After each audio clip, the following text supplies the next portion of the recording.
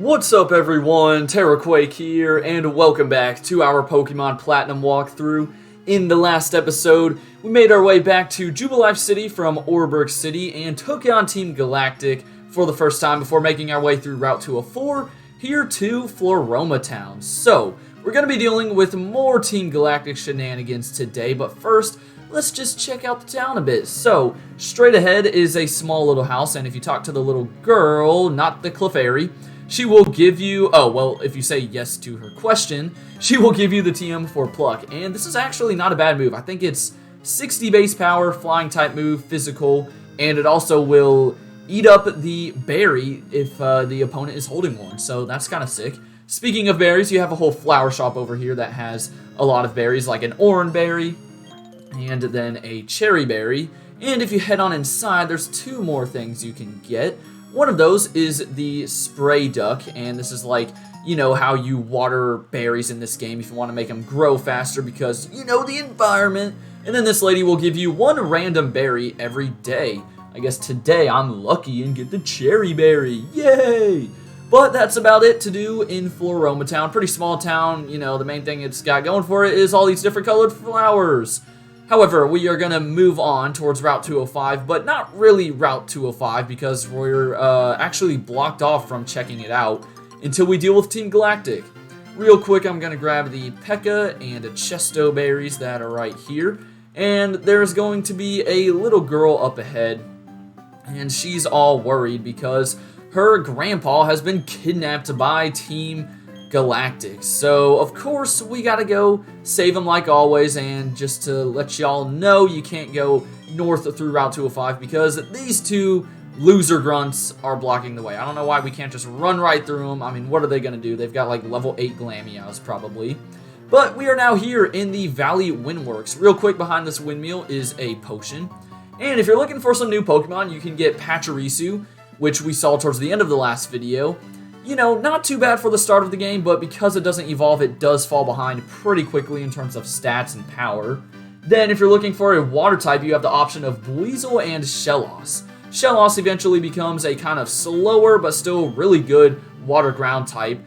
Buizel becomes a Floatzel, which is a very fast, somewhat frail, but still good water type. So both are very solid options. If you didn't start with a Piplup, then I would recommend, you know, grabbing yourself one of those two water types. However, I'm not going to take my own recommendation. I'm not planning on getting anyone in today's video. However, we are going to need to defeat this grunt who is standing guard outside the Valley Windworks, and we need to defeat him in order to just get him out of the way. However, he's going to end up locking the door behind him, so we're going to need to find a key elsewhere. For now, I'm kind of just hoping that he doesn't decide to go for Hypnosis. Come on, we're so close to level 14. But no, Bucky got put to sleep. Alright, well, let's just switch out. Get in here, Monferno. You're actually going to be getting used a good bit in today's video, I'm sure, just because of all these Glameows. And also, we will be fighting the first admin of Team Galactic, who has the evolved form of Glameow at level, like, 16 for some reason. She definitely PK hexed that thing in. But there we go, we got to level 14, so we're getting relatively close to evolving already with Bidoof, which is super hype. And yeah, down goes the Galactic Grunt. So instead of making it easy and letting us just barge on in, he is going to lock the door behind him, so we're left searching for another key. Now in order to find that key, we need to head back to Floroma Town. And real quick, I'm just going to heal up that sleep on Bidoof. But yeah, we're going to need to go to the northwest corner, which will lead into the Floroma Meadow. Now, if you try to come to the Floroma Meadow before you go take on that grunt, there's actually going to be two more grunts blocking the entrance. So you need to take that guy on first, and then once you defeat him, they will move out of the way. So let's head on over there. And we're basically going to have to save another guy real quick. So usually they'd be standing right here, but because we defeated that guy, we can head on inside, and they're like trying to beg this guy for honey and stuff because they want to attract all the Pokemon. But of course, we're going to have to save this man from being freaking terrorized or something. And that does mean we're going to be taking on two grunts back-to-back, so it's a good idea to make sure you are all healed up. Not that their Pokemon are really strong or anything. I mean, this dude's got a Stunky, the next dude just has 2 Zubats, so nothing crazy. I'm hoping Bucky can hold his own here. I know he could easily take down the Zubats, but I want to see what he can do against Stunky. Alright, Fury Swipes hitting 3 times, that's not too bad. Return, maybe like a 4-hit KO. Again, Return right now just isn't the most powerful, but the more we use Bidoof, and the more we defeat opponents, the more powerful it'll get. And this dude is seriously getting, like, really good rolls with Fury Swipes, including a freaking crit. Come on. Alright, let's hope for a high roll. Oh, you go for Poison Gas. Disgusting, dude. That is nasty, bro. That is absolutely nasty. Can we please knock him out? Yes. Let's go, Bidoof. Sweet. So, yeah, I'm probably not going to try Rollout against these Zubats because I'll end up just dying to poison, but that is okay. So yeah, Grunt 2 thinks he can do better than his partner, but we all know he's not going to be able to do that. So yeah, he just has 2 Zubats, arguably weaker than the one Stunky. But anyways, after you defeat these Grunts, you will receive, I guess there's like multiple keys to the Valley Windworks, which doesn't really make any sense, but the guy that you save will give you the Works key, and that's what will allow you back into that place in order to get into the main little Team Galactic invasion, because there's some more people for us to battle in there. And it looks like we're about to have a double level up too, which is very nice, I think. I don't know. I forgot what or how close Bidoof was to leveling up. But I know George will get to level 17, so that's good. We didn't really use him much in the last video, so very nice to get him up a level. No new moves, but that's fine. He did just evolve and get Mach Punch. Let me just switch out to Bucky, switch back in. Actually, you know what? Can we knock this thing out in 2 returns? Because I feel like we can.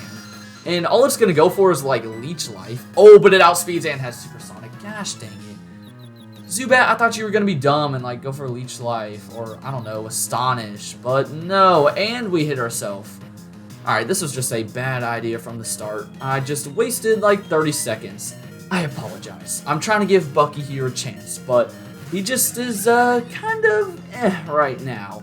You know, we need to level him up a bit more, get him stronger, and I'm sure he'll be good to go. I don't want to lose faith in Bidoof too soon, but I mean, I can sort of see why some people use him just as an HM Pokemon, but there we go. A crit from Monferno saves the day.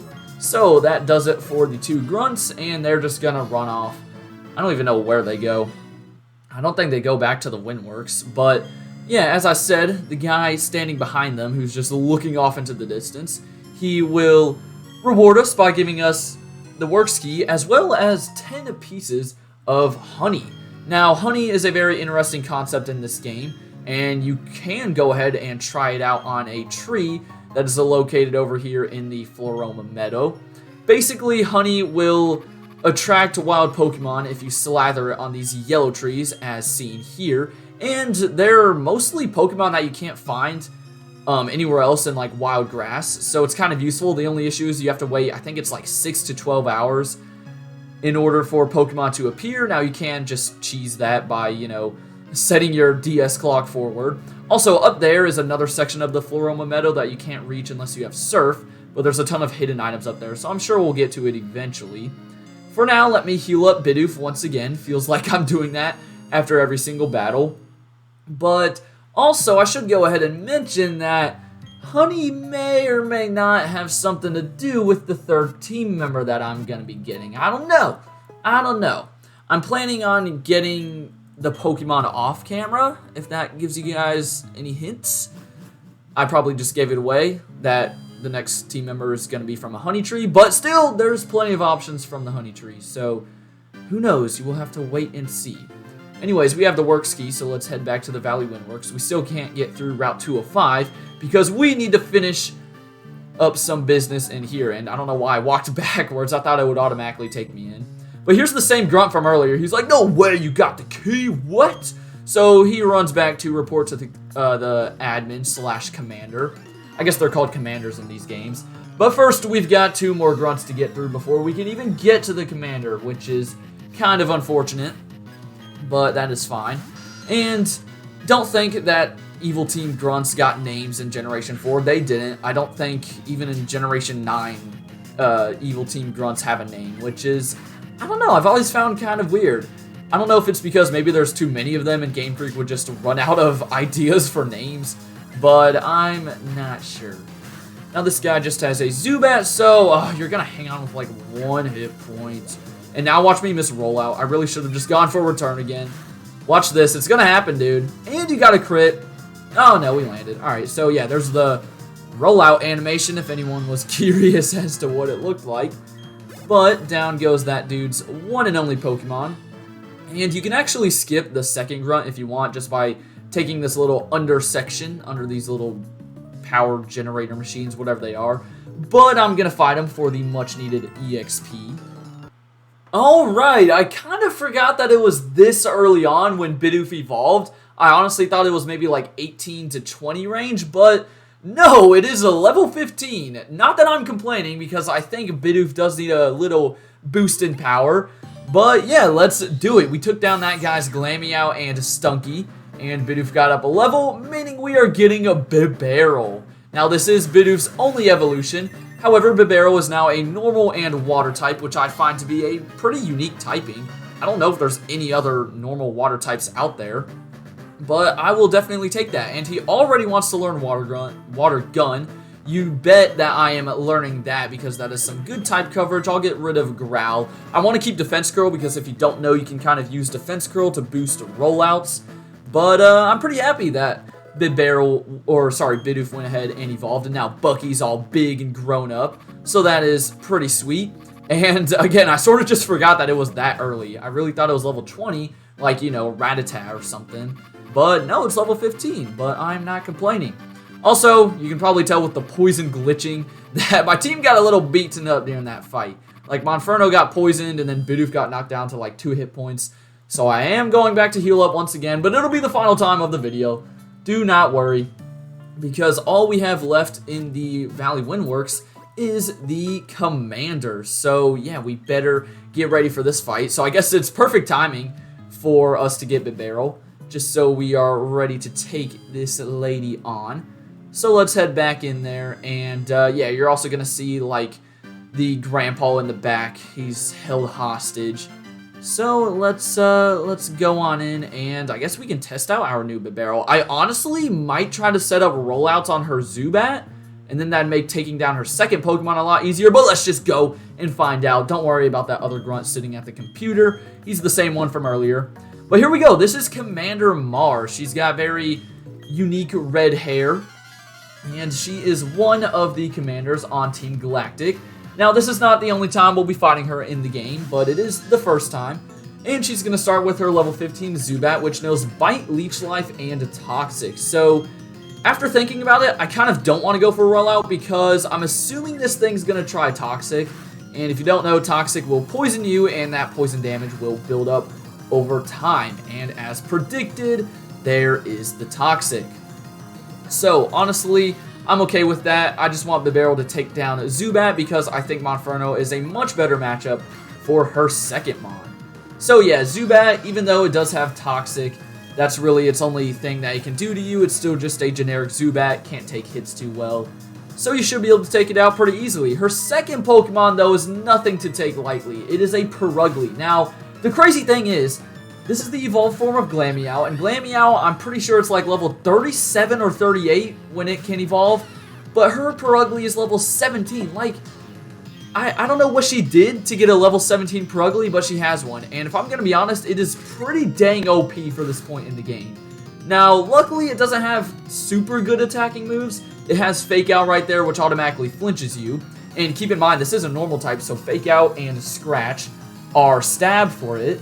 And along with those two moves, it also has Feint Attack, which is a dark type move that never misses. So if you're trying to, I don't know, outplay it with a ghost type, you can't really do that.